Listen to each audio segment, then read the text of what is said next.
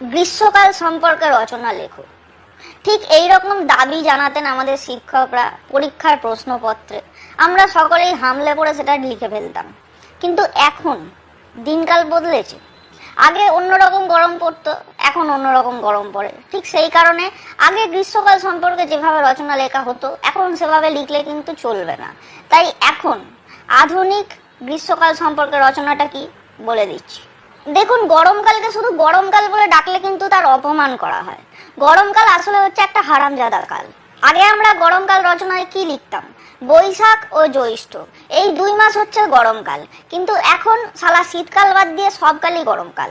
আগে আমরা রচনায় লিখতাম যে সূর্যের তাপে নদী ফদি নালা ফালা খাল ফাল বিল ফিল পুকুর ফুকুর সব শুকিয়ে যায়। কিন্তু এখন কি লিখতে হবে? মানুষও শুকিয়ে যায়। গরমকাল পড়লেই টিভিতে বিভিন্ন রকমের বিজ্ঞাপন দেখানো শুরু হয়ে যায়। ধরুন, আপনি একটা ভীষণ ইন্টেন্স গুরুত্বপূর্ণ একটা সিরিয়ালের সিন চলছে, সেখানে দেখছেন নায়িকা হঠাৎ করে কালা হয়ে গেছে, সে কানে হাত দিয়ে সবার মুখের দিকে তাকিয়ে বলছে, আমি কিছু শুনতে পাচ্ছি না, আমি কিছু শুনতে পাচ্ছি না। হঠাৎ করে তারই মাঝে চুবতে জ্বলতে গরমি কা মৌসম আয়া বলে একটা বিশাল রাগাশ্রয়ী একটা বিজ্ঞাপনের গান শুরু হয়ে যাবে। এরপরে কি শুরু হয়ে যাবে? পেপসি, থামস আপ, আইসক্রিম, হেনা তেনা ডিও ফিও সাবান ফাবান সবকিছু নিয়ে চলে আসবে বিজ্ঞাপন নিয়ে। মানে আপনি টিভিতে যাই দেখুন না কেন, আপনার টিভি দেখার মুডের ওপর পুরো ঘামাচি বসিয়ে দেবে। শুধু কি এই গরমকালে যাচ্ছে তাই রকমের বিভিন্ন রকমের রোগ হয়, যেরকম মাইগ্রেন, ফাইগ্রেন, সাইনাস, মাইনাস, এইসব তো আছেই। লোকে মানে সে হাগরের মতন করে আম খায়, পেলো কি পেলো না, দেখতো না দেখ আম খেয়ে ফেলছে, এবং সেই আম খাওয়ার ফলে পেটের মধ্যে তৈরি হয় ম্যাঙ্গো হোপ, মানে আম আসা, এবং এই আম আসার ফলেই বারবার বড় বাইরে যেতে হয়। কিন্তু এই সময়টা না, দুপুর বেলায় বড় বাইরে যাওয়াটা গরমকালে অত্যন্ত বিপজ্জনক হয়ে ওঠে। তার কারণ হচ্ছে ট্যাঙ্কের জল প্রচন্ড তেতে থাকে, এবং সেই ট্যাঙ্কের জল নিয়ে সমস্ত কাজ সমাধা করতে হয়, এবং এর ফলে পশ্চাৎ দেশ পুড়ে ঝামা হয়ে যাওয়ার একটা প্রবল সম্ভাবনা তৈরি হয়।